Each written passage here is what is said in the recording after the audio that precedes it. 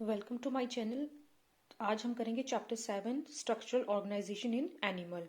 In the preceding chapters, you came across a large variety of organisms, both unicellular and multicellular of the animal kingdom. जैसे कि हमने पिछले chapters में हमने large variety of organisms के बारे में पढ़ा जो कि यूनिसेल्युलर भी थे और मल्टीसेल्युलर भी थे एनिमल किंगडम्स में से।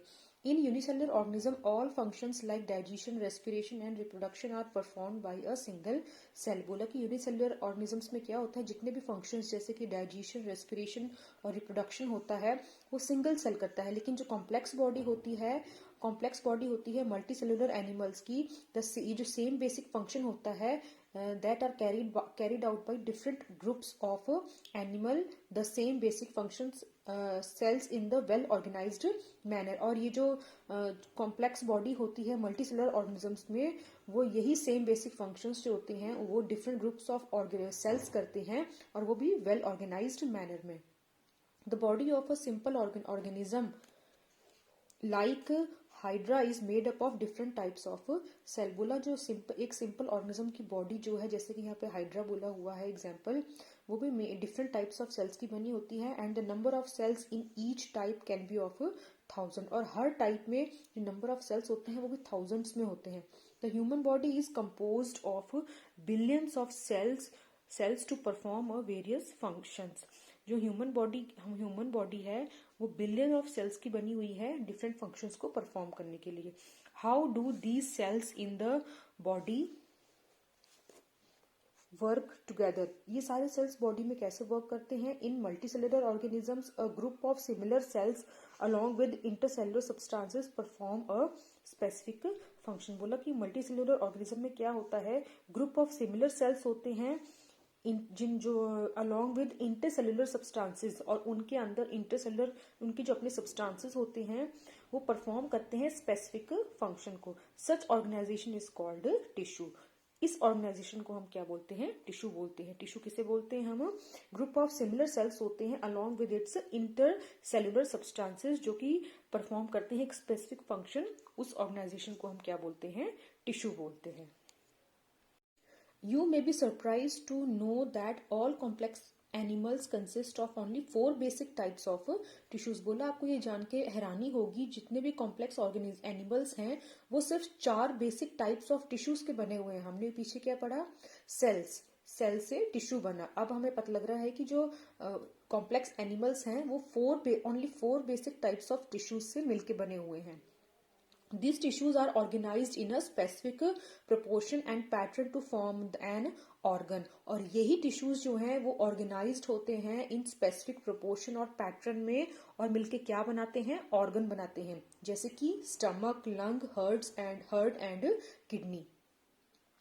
When two or more organs perform a common function by the physical or a chemical interaction, they together form a organ system। बोला कि जब एक और दो ऑर्गन जो है कोई से कॉमन फंक्शन परफॉर्म करते हैं फिजिकली और केमिकल इंट्रैक्शन के थ्रू, तो टुगेदर उनको हम क्या बोलते हैं, आपस में उनको हम क्या बोलते हैं, ऑर्गन सिस्टम, जैसे कि digestive system, respiratory system etcetera. Cells, tissues, organs and organ system split up the work in a way that exhibits division of labors। बोला जो सेल है, टिश्यू है, ऑर्गन सिस्टम है, ये बॉडी के काम को आपस में बांट लेते हैं, जैसे जो मजदूर होते हैं वो आपस में अपने काम को बांट लेते हैं। And contributes to a survival of the body as a whole. और पूरी बॉडी को पूरे एक रूप में काम करने में कॉन्ट्रीब्यूट करते हैं। आगे है हमारे पास animal tissue. The structure of the cells vary according to their function. बोला जो सेल के स्ट्रक्चर हैं वो फंक्शन के अकॉर्डिंग उसके फंक्शन के अकॉर्डिंग वेरी करते हैं। Therefore the tissue are different and broadly classified into 4 types. इसलिए जो टिश्यूज है वो अलग अलग होते हैं और उनको मेनली हम 4 टाइप्स में डिवाइड करते हैं। तो इसके अकॉर्डिंग है, फर्स्ट है एपिथेलियल, सेकेंड है connective, third is muscular and 4 is neural. तो सबसे पहले अब हम पढ़ेंगे epithelial tissue. We commonly refer to an epithelial tissue as epithelium. बोला कि हम एपिथेलियल टिश्यू को नॉर्मली एपिथेलियम भी बोल देते हैं। This tissue has a free surface which faces either a body fluid or outside or the outside the environment. बोला इस टिश्यू का जो फ्री सरफेस होता है वो या तो फिर बॉडी के अंदर फ्लूइड की तरफ को फेस होता है उसका, या फिर उसका बाहर एनवायरमेंट की तरफ को फेस होता है। Thus provide a covering or the lining for some part of the body। तो इसका मतलब कि वो बॉडी के पार्ट्स को लाइनिंग करने का काम करता है, कवर और लाइनिंग करने का काम करता है। The cells are compactly packed with little intercellular matrix. जिसके सेल्स होते हैं, एपिथेलियल टिश्यूज के जो सेल्स होते हैं वो कॉम्पैक्टली पैक्ड होते हैं विद लिटिल इंटरसेलुलर मैट्रिक्स। बहुत थोड़ा उसमें इंटरसेलुलर मैट्रिक्स होता है। There are two types of epithelial tissue. दो तरह के एपिथेलियल टिश्यू पाए जाते हैं, namely simple epithelium and compound epithelium. Simple और कंपाउंड एपिथेलियल टिश्यूज जो है वो टाइप्स हैं एपिथेलियल टिश्यू के।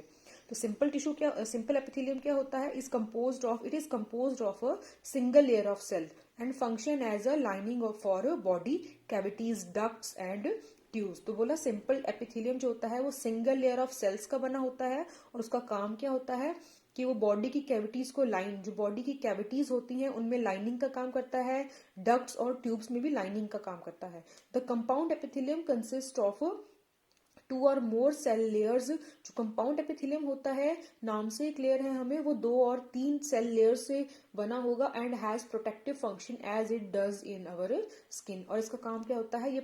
इसका प्रोटेक्टिव फंक्शन होता है और ये स्किन की तरह as it does in our skin, ये हमारे स्किन में पाया जाता है।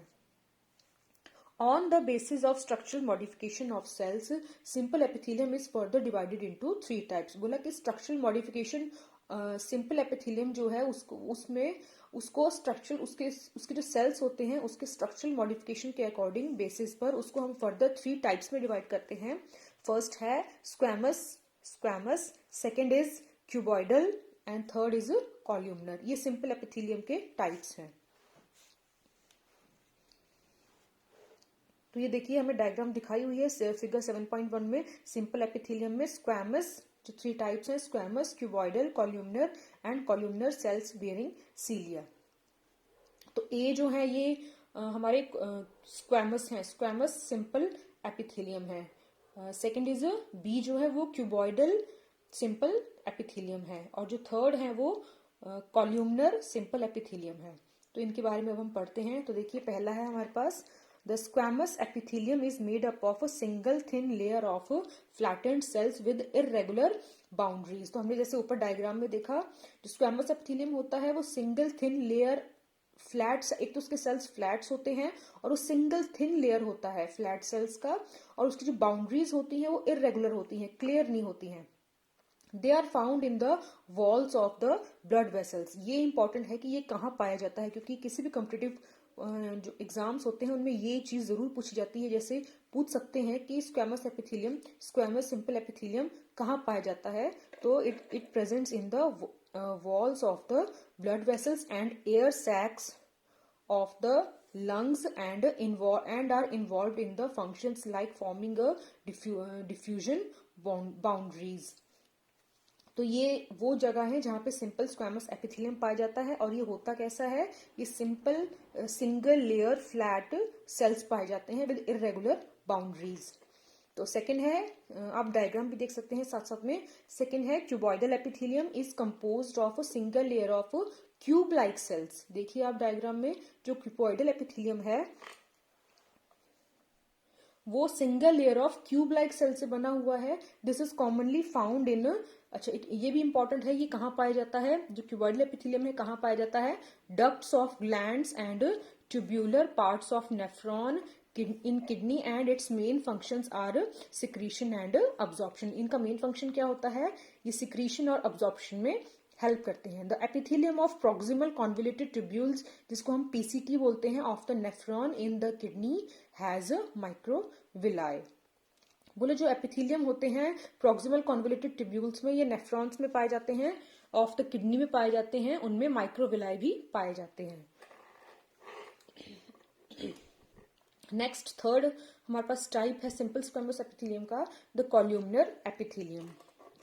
It is composed of single layer of tall and slender cells. बोला ये सिंगल लेयर ऑफ टॉल, इसके जो सेल्स होते हैं वो टॉल लंबे होते हैं और स्लेंडर पतले होते हैं। डायग्राम में भी देख सकते हैं आप साथ साथ में। Their nuclei are located at the basis. तो देखिए अब डायग्राम में उनके जो न्यूक्लियाई हैं, जो सेंटर में न्यूक्लियाई प्रेजेंट हैं, वो बेस की तरफ को है।